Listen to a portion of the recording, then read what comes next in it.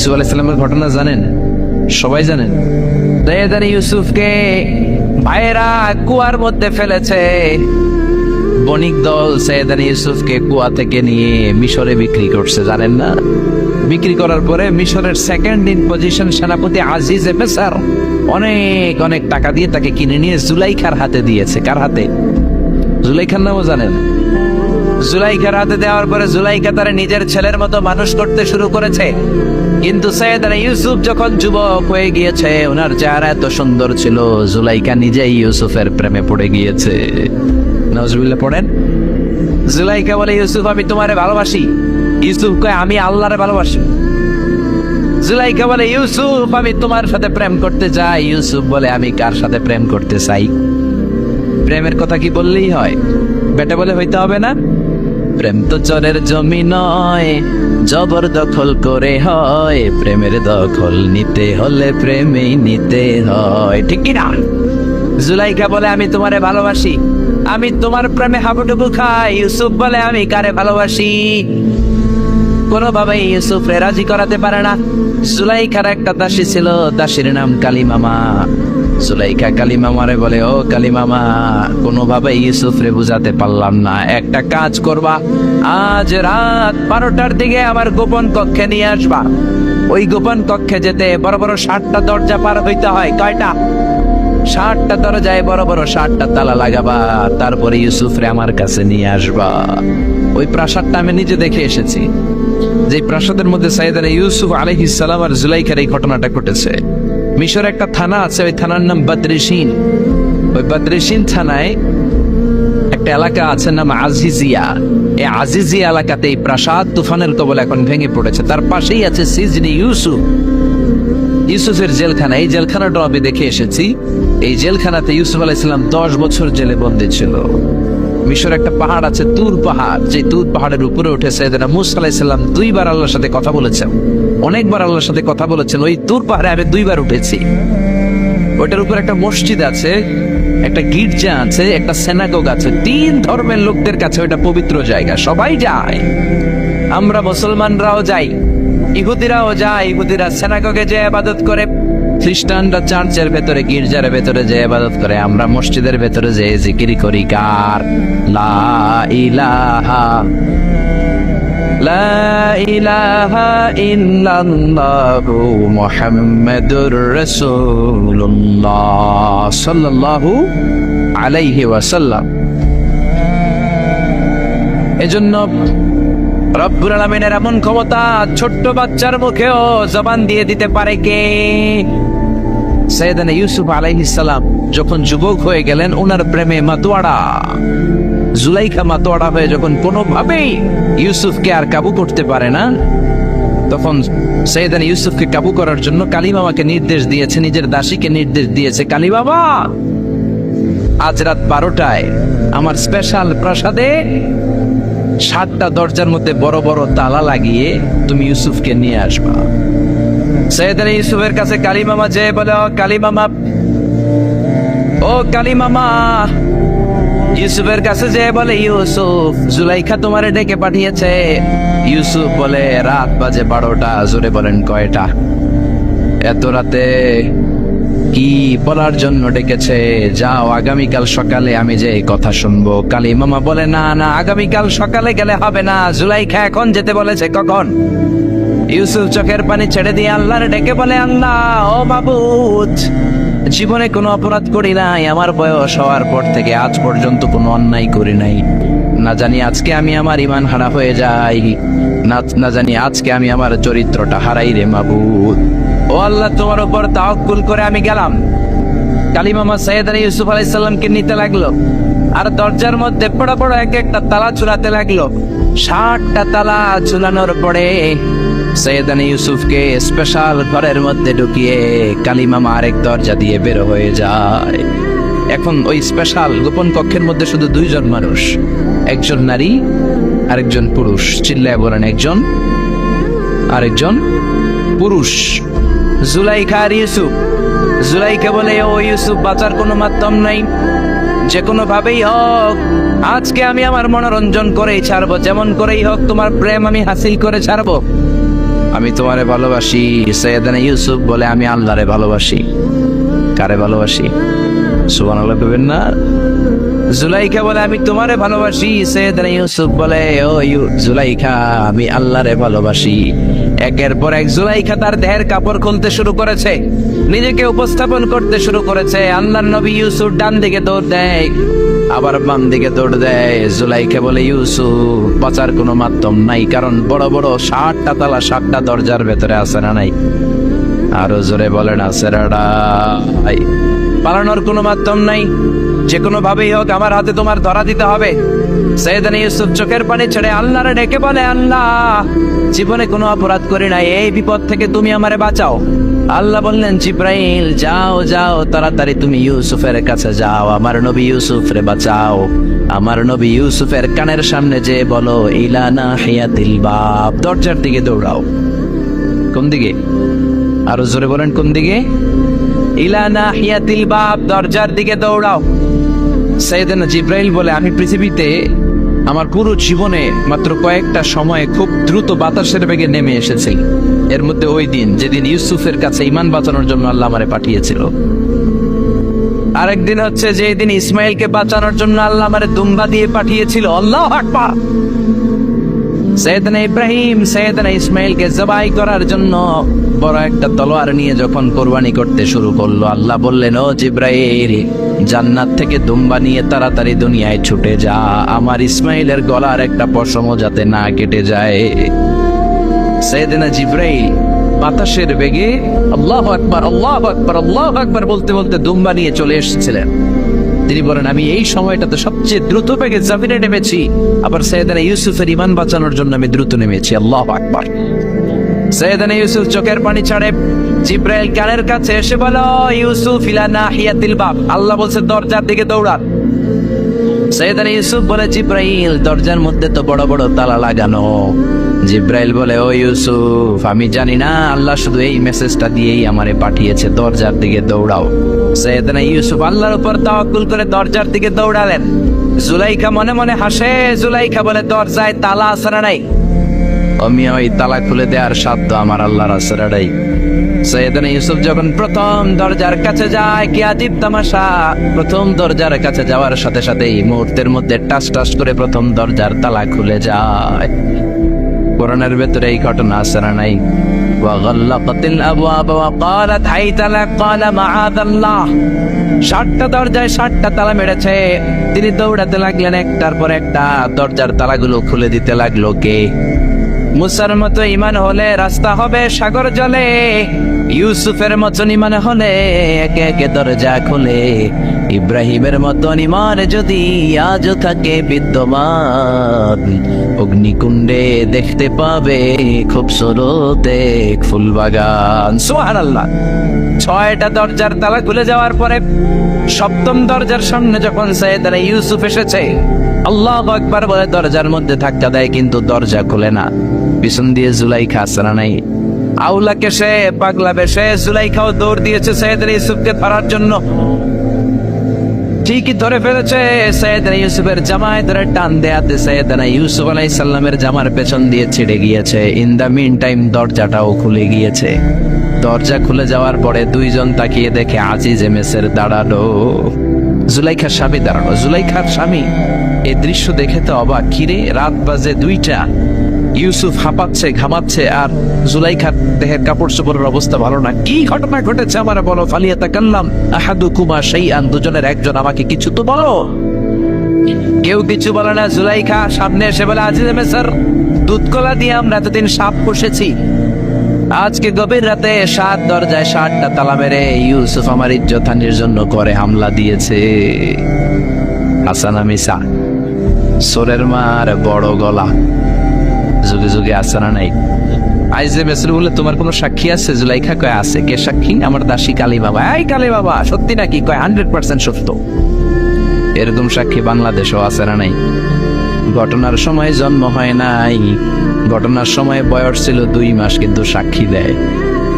ওই সাক্ষীর উপর ভিত্তি করে রায় হয়, ওই সাক্ষীর উপর ভিত্তি করে বিচার হয়, ওই সাক্ষীর উপর ভিত্তি করে জেল হয়, ফাঁসি হয়। আছে না নাই? জোরে বলো না, ছেড়ে না। আইজে মেসর বলে, ও ইউসুফ, কেমন করে এই কাজ করলা? তোমার মৃত্যুদণ্ড দেয়া হবে, এখনই মৃত্যুদণ্ড দেয়া হবে। জল্লাদের কাছে তোমার যাওয়ার দরকার নাই, জল্লাদ তোমার সামনে এসে এখনই তোমার ঘাড় কেটে ফেলবে, মাথাটা দেহ থেকে আলাদা করে দিবে। তোমার কোনো সাক্ষী থাকলে বলো। সৈয়দনা ইউসুফ বলে, আমার কোনো সাক্ষী নেই। আল্লাহ বললেন, জিব্রাইল তাড়াতাড়ি যা, ইউসুফের কানের কাছে যে বল, জুলাইখার খালাতো বোন গতকাল প্রাসাদে বেড়াতে এসেছে। জুলাইখার খালাতো বোনের ছোট্ট একটা 2 মাসের দুধের বাচ্চা, ওইটার নাম হলো কিসিন। ইউসুফ, তুমি হাত তুলে বলো, কিসিন হলো আমার সাক্ষী। সুবহানাল্লাহ। আইজে মেসর বলে, আতুরিদুন তাসখারা মিন্নি? ইউসুফ, এটা তুমি কি বলো? কিসিন কেমনে সাক্ষী দেবে? বয়স মাত্র 2 মাস, দুধ খায়, মায়ের কোলে কাঁদে। ইউসুফ বলে, আমি এত কিছু জানি না, কিসিন আমার সাক্ষী। কিসিনকে আনা হলো। সৈয়দনা ইউসুফ কিসিনের মাথায় হাত বুলায় আর বলে, ও কিসিন, ইশহাদি বিল হক, আল্লাহর নামে তুই সত্য সাক্ষী দে। ছোট্ট 2 মাসের দুধের বাচ্চা কিসিন বড়দের মতো কথা বলতে শুরু করলো, বলতে আরম্ভ করলো, ইন কানা কামিসুহু কুদ্দা মিন কুবুলিন। সুবহানাল্লাহ পড়েন। ইন কানা কামিসুহু কুদ্দা মিন কুবুলিন ফাসাদাকাত হুয়া মিনাল কাযিবিন ওয়া ইন কানা কামিসুহু কুদ্দা মিন দুবুরিন ফাকাযাবাত হুয়া মিনাস সাদিকিন। ও আজিজে মিসর, ইউসুফের জামা চেক করো, জামার সামনের দিক দিয়ে ছেঁড়া হলে ইউসুফ দোষী, আর জামার পেছনের দিক দিয়ে যদি ছেঁড়া থাকে তোমার বউ জুলাইখা দোষী। জামার কোন দিক দিয়ে ছেঁড়া? জোরে বলেন। ছোট্ট কিসিনের সাক্ষীর মাধ্যমে সৈয়দনা ইউসুফকে বাঁচায়া দিল কে? আরো জোরে বলেন, কে? আল্লাহ বলছেন, ওয়াকাদা রাব্বুকা আল্লা তা'বুদু ইল্লা ইয়্যাহু ওয়া বিল ওয়ালিদাইনি ইহসানা। আমি আল্লাহর স্পেশাল 2টা ফয়সালা আমি তোমাদেরকে জানিয়ে দিচ্ছি। 2টা ফয়সালা। কয়টা? 2টা সিদ্ধান্ত। কয়টা? এই সিদ্ধান্তগুলা অনড় সিদ্ধান্ত, এটার কোনো নড়চড় নাই। আর ফয়সালা সিদ্ধান্তগুলো দিয়েছে কে? 1 নম্বর ফয়সালা হচ্ছে, আল্লাহ তা'বুদু ইল্লা ইয়্যাহু, তোমরা কারো ইবাদত করতে পারবে না একজনের ছাড়া, তিনি কে? এজন্য রব্বুল আলামিন বলেন, ওয়াকাদা রাব্বুকা আল্লা তা'বুদু ইল্লা ইয়্যাহু ওয়া বিল ওয়ালিদাইনি ইহসানা। আমি আল্লাহর স্পেশাল ফয়সালা, আমি আল্লাহর অনড় সিদ্ধান্ত, যেই সিদ্ধান্ত কোনোদিন নড়বে না, যেই ফয়সালার কোনো নড়চড় হবে না, ওই ফয়সালার প্রথম ফয়সালা হলো ইবাদত হবে একজনের, তিনি কে? আবার আল্লাহ বললেন, মানব জাতি, জিন জাতি, এই 2টা জাতিকে আমি সৃষ্টি করেছি শুধু আমার ইবাদতের জন্য, ঠিক কি না? আমা খালাকাতুল জিন্না ওয়াল ইনসা ইল্লা লিয়াবুদুন। মানব জাতি, জিন জাতি সৃষ্টির মূল উদ্দেশ্য, লক্ষ্য শুধুমাত্র আমি আল্লাহর ইবাদত করা। সুবহানাল্লাহ। আবার এই পৃথিবীতে যত নবীরা এসেছেন, সব নবীদেরও একই দাওয়াত ছিল, কমন দাওয়াত, কমন মিশন, কমন কথা, ইয়া কওমি ইবুদুল্লাহা মা লাকুম মিন ইলাহিন গায়রুহু। ও আমার কওমের লোকেরা, ও আমার উম্মতেরা, ও আমার স্বজাতির লোকেরা, খবরদার, ইবাদত করলে একজনের করবা, তিনি কে? তাহলে আল্লাহর প্রথম ফয়সালা, ইবাদত হবে, জিকির হবে, সেজদা দিতে হবে একজনকে, তিনি কে? জিকির করবেন কার? চাইবেন কার কাছে? নাকি খাজা বাবার কাছে, নাকি ল্যাংটা বাবা? কেউ ফিরে না খালি হাতে, খাজারে তোর দরবারেতে। বলে না, বলে না, বলে না? আরে কত দরবার থেকে কত মানুষ খালি হাতে ফিরে আসে। দামি মোবাইল নিয়ে ঢুকছে, চোরে মোবাইল চুরি করে নিয়ে গেছে, এখন মোবাইল তো নাই, খালি হাতে ফিরে আস, কি করবে? দামি জুতা নিয়ে ঢুকছে, জুতা চুরি হয়ে যায়, ধাক্কা ধাক্কিতে জুতা চুরি হয়, তো খালি পায়ে ফিরে আসে, আছে না নাই? ওই একটা দরবার থেকে কেউ কোনোদিন খালি হাতে ফিরে না। দরবারটা কার দরবার? কেউ ফিরে না খালি হাতে, আল্লাহরে তোর দরবারেতে। বলেন, কেউ ফিরে না হাতে হাতে।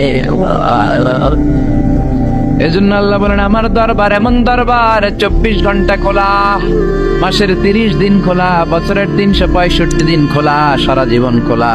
যখনই চাইবা তোমার ডাকে সাড়া দিবে কে? কেউ যেটা পারে না, পারে কে? কেউ যেটা দেয় না দেয় কে, কেউ যেটা শোনে না শোনে কে। আমরা কি সব শুনি? সব শোনে কে? আরো জোরে বলেন কে? ওই যে দেবিদ্বারে কি হইতেছে আপনি শুনতেছেন, মুরাদনগরে কি হয় আপনি শুনেন, আপনি দেখেন ঢাকায় কি হয় আপনি শুনেন, কোন জায়গায় কি ঘটতেছে আপনি জানেন, কিন্তু কেউ যেটা জানে না জানে কে? এত উপর থেকে 7 আকাশের উপরে, সিদরাতুল মুনতাহার উপরে, লাউহে মাহফুজের উপরে, বাইতুল মামুরের উপরে, আরশ কুরসি তার 70,000 নূরের পর্দার উপর থেকে তিনি এমন কুদরতি নজর দেন, সপ্ত জমিনের নিচেও যদি কোনো পিঁপড়া হাঁটে আল্লাহ এই পিঁপড়ার পায়ের আওয়াজটাও শুনতে পায়। এজন্য আল্লাহ বলে গোলাম ইবাদত হবে শুধুমাত্র আমার। শুধুমাত্র কার? আল্লাযী ইউবাদ, যার ইবাদত করা হয়, যিনি ইবাদতের যোগ্য তিনি হলেন মাবুদ। আমাদের মাবুদ একজন, তিনি কে? এজন্য প্রত্যেক নামাজে আমরা আল্লাহরে বলি ইহদিনাস সিরাতাল মুস্তাকিম, ও আল্লাহ আমাদেরকে তুমি সিরাতুল মুস্তাকিম দাও। আল্লাহ বলে আমার ইবাদত কর, আমার ইবাদত করলে এটাই সিরাতুল মুস্তাকিম। সুবহানাল্লাহ দেবেন না? ওয়া আনি'বুদুনি হাযা সিরাতুম মুস্তাকিম, আমি এক আল্লাহর ইবাদত করলে তোমাদেরকে সিরাতুল মুস্তাকিম দিবে কে? এজন্য আল্লাহর ফয়সালা দুইটা, চিৎকার করে বলেন কয়টা? প্রথম ফয়সালা হলো ইবাদত একজনের, তিনি কে? وَقَضَى رَبُّكَ أَلَّا تَعْبُدُوا إِلَّا إِيَّاهُ وَبِالْوَالِدَيْنِ إِحْسَانًا, আমি আল্লাহর স্পেশাল ফয়সালা, বিশেষ ঘোষণা, অনর ঘোষণা, অনর সিদ্ধান্ত, ইবাদত হবে একমাত্র শুধুমাত্র কেবলমাত্র আমার আল্লাহর। কার? তাহলে আল্লাহর প্রথম সিদ্ধান্ত, আল্লাহ ছাড়া অন্য কাউর ইবাদত করা যাবে না, অন্য কাউকে সিজদা দেয়া যাবে না। কিন্তু কিছু লোক আছে মসজিদে আল্লাহরও সিজদা দেয়, এই যে মসজিদ ঢুকে আল্লাহর সিজদা দিবে, আর আশেপাশে মাজার থাকলে মাজারে জয় সিজদা দেয়, আছে না নাই? মহিলারা বেশি দেয়, আমাদের মহিলারা 2 জায়গায় বেশি যায়, এক যায় মাজারে, 2 যায় বাজারে, ঠিক কিনা? মসজিদে তাদের জায়গা নাই, মাহফিলের প্যান্ডেলে মহিলাদের জন্য প্যান্ডেল হয় না, এই জন্য কই যাবে? যায় বাজারে আর মাজারে, আছে না নাই? সেজদা দিয়ে মুশরিকদের কাতারে নাম তোলে। যদি জিজ্ঞেস করেন মায়েরা কেন যান, বলবে আমার সন্তান হয় না। কেউ বলবে আমার 5টা মাইয়া, এখন পোলা লাগবো, বাচ্চার জন্য দরবারে যায়। দরবারে গেলে বাচ্চা হয়, তাহলে ছাগলের যে বাচ্চা হয় ছাগলে কোন দরবারে যায়? গাবি যে প্রতি বছর একটা করে বাছুর দেয়, গাবি কোন দরবারে গেল? কথা কি আপনাদের মাথায় ঢুকে? এজন্য সেজদা পাবার অধিকারী একজন, তিনি কে? আল্লাহ বললেন আমি আল্লাহর প্রথম ফয়সালা, খবরদার এক আল্লাহ ছাড়া অন্য কারো ইবাদত করা যাবে। আল্লাহর প্রথম সিদ্ধান্তের সাথে আমরা একমত না দ্বিমত? সবাই একমত, দ্বিমত পোষণকারী কেউ নাই। 1-2 জন থাকতেও পারে, আছে আছে আছে আছে। তাহলে আসেন দ্বিতীয় সিদ্ধান্তের দিকে, যে আল্লাহ বললেন ওয়া বিল ওয়ালিদাইনি ইহসানা, আমি আল্লাহর দ্বিতীয় সিদ্ধান্ত, যেহেতু প্রথম সিদ্ধান্তের সাথে তোমরা সবাই একমত, এবার আমার দ্বিতীয় সিদ্ধান্ত শোনো। ওয়া বিল ওয়ালিদাইনি ইহসানা, মাতা পিতার সাথে ইহসান করবা। কার কথা? ইবাদত হবে আল্লাহর, ইহসান হবে মাতা পিতার। আমরা বললাম আল্লাহ আপনার ইবাদত করব এটা বুঝলাম, কিন্তু মাতা পিতার সাথে কেমন করে ইহসান করব বুঝিয়ে বলেন। ইহসান কি? আল্লাহ নিজেই ইহসানের ব্যাখ্যা দিচ্ছেন, আল্লাহ নিজেই কোরআনে ইহসানের তাফসীর করছেন। আল্লাহ বললেন ইম্মা يبلغن عندك الكبر أحدهما أو كلاهما فلا تقل لهما। ইহসান কাকে বলে? বান্দা শোনো শোনো, তোমাদের মা কিংবা বাবা, একজন কিংবা 2 জন যখন বার্ধক্যে উপনীত হয়ে যায়, যখন বয়স্ক হয়ে যায়, তাদের কোনো কর্মকাণ্ডে খবরদার নাক ছিটকানো যাবে না, উফ আহ করা যাবে না, উফ শব্দটাও বলা যাবে না। কারণ তুমি তোমার আব্বা আম্মারে কম কষ্ট দাও নাই। তুমি যখন পেশাব করেছো, পায়খানা করেছো, তোমার আব্বা তোমাকে ঘর থেকে বের করে দিয়েছে নাকি? কথা বলেন। শীতের রাতে ডান দিকে নিয়ে তোমার মা তোমারে ঘুমালো, শীতের রাতে ডান দিকে পেশাব করে ভিজিয়ে দিয়েছো, মা তোমারে ঘর থেকে বের করে দেয় নাই, মা তোমারে বাম দিকে রেখেছে। বাম দিকেও পেশাব করছো, মা তখনও বের করে দেয় নাই। বুকের উপরে রেখেছে। রাত 3টার দিকে মাঘ মাসের শীতে, কনকনে শীতে বুকের উপরে পেশাব করে মায়ের শাড়িটা ভিজিয়ে দিয়েছো। রাত 3টার দিকে উঠে তোমার মা আরেকটা জামা পরে আবার তোমারে বুকে নিয়ে ঘুমায়। তোমার মা কি তোমারে বের করে দিছে নাকি? পেশাব করে পায়খানা করে ঘরটারে তুমি ছারখার করেছো, তারপরে তোমার মা বাবা তোমারে বের করে দেয় নাই, তোমারে ঘর থেকে তাড়িয়ে দেয় নাই, তোমার এতিমখানায় রেখে আসে নাই। তোমার মা বাবা বয়স্ক হওয়ার কারণে তাদের কোনো কর্মকাণ্ডে খবরদার নাক ছিটকাবা না, এমনকি উফ আহ উফ শব্দটাও করা যাবে না। কার কথা? মা বাবা তোমারে ঘর থেকে যেমনি বের করে নাই, মা বাবা যেমনি তোমার এতিমখানায় দিয়ে আসে নাই, তেমনি তোমার মা বাবা যখন বয়স হয়ে যায়, বার্ধক্যে পৌঁছে যায়, মা বাবারে খবরদার বৃদ্ধাশ্রমে দিয়ে এসো না। কার কথা? বৃদ্ধাশ্রম বাংলাদেশে আছে না নাই? ছেলে আমার মস্ত মানুষ, মস্ত অফিসার, মস্ত ফ্ল্যাটে যায় না দেখা এপার ওপার, নানান রকম জিনিস আর আসবাব দামি দামি, সবচেয়ে কম দামি ছিলাম একে মাত্র আমি। ছেলের আবার আমার প্রতি অগাধ সম্ভ্রম, আমার ঠিকানা তাই বৃদ্ধাশ্রম। ঠিক কি না? কপাল পর অনেক ডাকাত আছে, মা বাবা বয়স হয়ে যাওয়ার কারণে তাদের কর্মকাণ্ডগুলো আর ভাল লাগে না, মা বাবারে বৃদ্ধাশ্রমে দিয়ে আসে। যেই ছেলে মেয়েগুলো মা বাবারে বৃদ্ধাশ্রমে দেয়, তোদের কপালে বুড়া হইলে বৃদ্ধাশ্রম জুটবে না, ভাঙ্গা থালা হাতে নিয়ে তুই ভিক্ষা করে খাবি। ঠিক কি না? এজন্য আল্লাহ বলে ইহসান কারে বলে, শোনো শোনো, ইম্মা ইয়াবলুগান্না ইনদাকাল কিবারা আহাদুহুমা আও কিলাহুমা ফালা তাকুল লাহুমা উফ। মা বাবা একজন কিংবা দুইজন যখন বার্ধক্যে উপনীত হয়ে যায়, খবরদার তাদের কোনো কাজে উফ শব্দটাও করো না। কে বললেন? জোরে বলেন না, কে বললেন? তারা পেশাব করবে, এটা তুমি পরিষ্কার করবা, না পারলে কাউরে দিয়ে করাবা। তারা যেমনি তোমারে বের করে দেয় না, তুমিও বের করে দিতে পারবা না, এটাই ইহসান। ঠিক কিনা? এজন্য আল্লাহ বললেন ওয়াবিল ওয়ালিদাইনি ইহসানা, মাতা পিতার সাথে ইহসান করবা, এটা আমার দ্বিতীয় সিদ্ধান্ত। আমরা বললাম আল্লাহ ইহসানের ব্যাখ্যা কি? আল্লাহ বললেন মা বাবা একজন কিংবা দুইজন যদি বয়স্ক হয়ে যায়, তাদের কোনো কাজে নাক ছিটকানো যাবে। 2 নম্বর ইহসানের ব্যাখ্যা, ওয়ালা তানহারহুমা, মা বাবারে ধমক দিও না। মা বাবারে ধমক দেয় এরকম বেয়াদব আছে না নাই? এরকম ডাকাইত আছে না নাই? এই এলাকায় নাই? অন্যান্য সবার সাথে খুব মিষ্টি ভাষায়, একদম ভদ্র, খুব প্রেস্টিজিয়াস লোক, কিন্তু মায়ের সাথে খারাপ আচরণ, ধমকি দিয়ে কথা বলে, ঝিড়কি দিয়ে কথা বলে, মারে ডাকে বুড়ি, বাবারে ডাকে বুড়া, এরকম ডাকাত আছে না নাই? কেমন করে মারে তুমি বুড়ি বলে ডাক দাও? তোমার মা বাবা তো বুড়া বুড়ি হয়েছে তোমার কারণে, তোমারে মানুষ করতে যে তারা তাদের জীবন যৌবন শেষ করেছে, তোমারে লেখাপড়া করাতে যে তারা তাদের জমি জমা হারিয়েছে, তোমারে বিদেশে পাঠাতে যে তারা তাদের ফিটে মাটা ছাড়া হয়েছে। কেমন করে মারে তুমি বুড়ি ডাকো, বাবারে তুমি বুড়া ডাকো? খবরদার, আল্লাহ বললেন ওয়ালা তানহারহুমা, আব্বা আম্মা কাউরে তোমরা ধমক দিও না।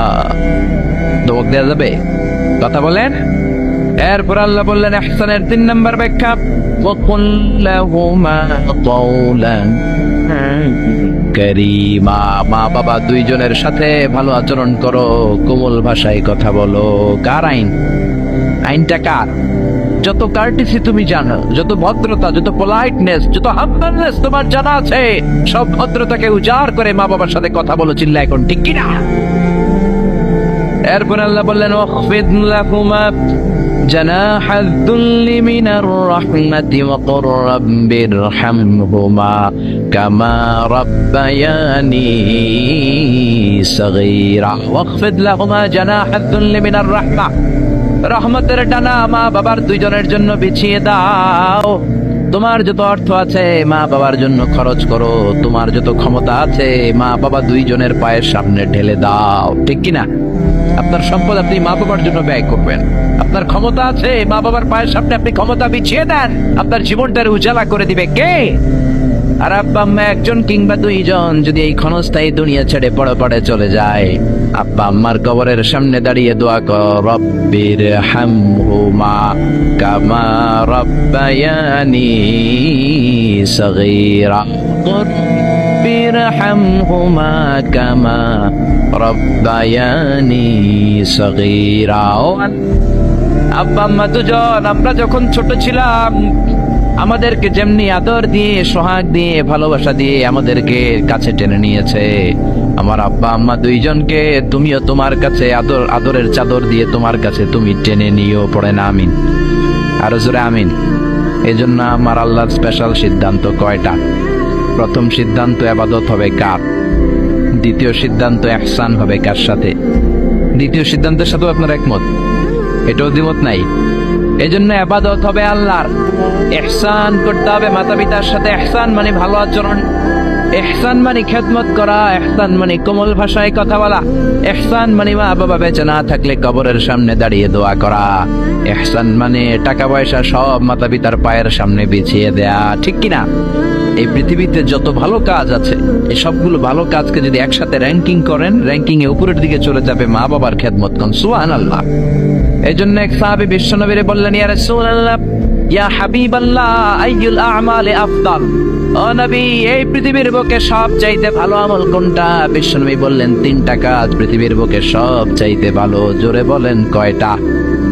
এক নম্বরে সালাতু ফি ওয়াক্তিহা, সময় মতো নামাজ।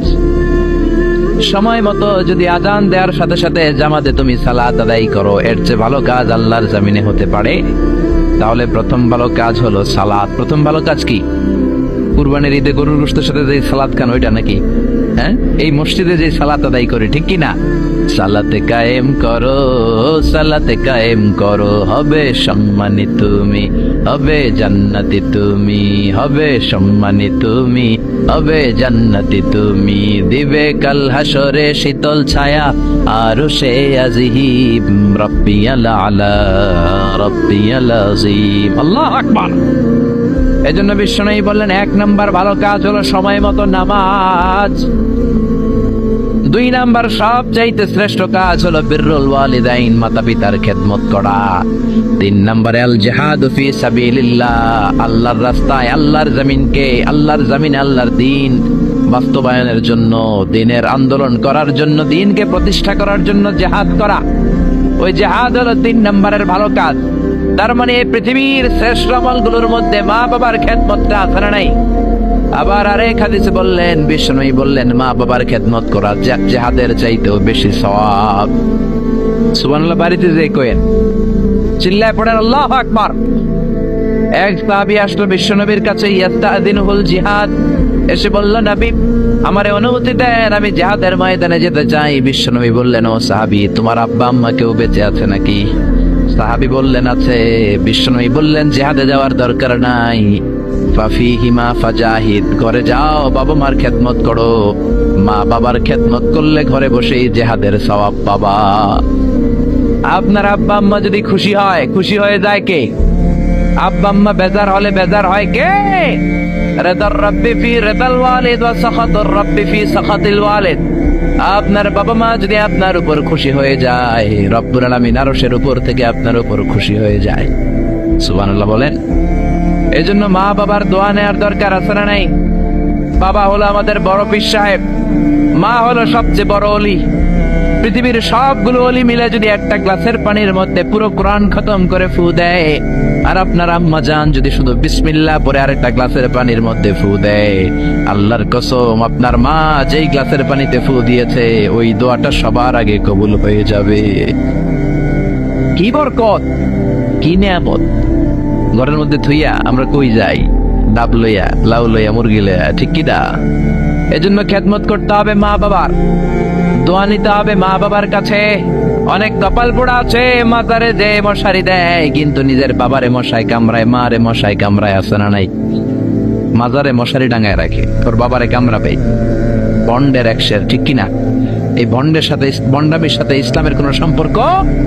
দো দিল বান্দা কালমা চোর না পায়, শ্মশান না পায়,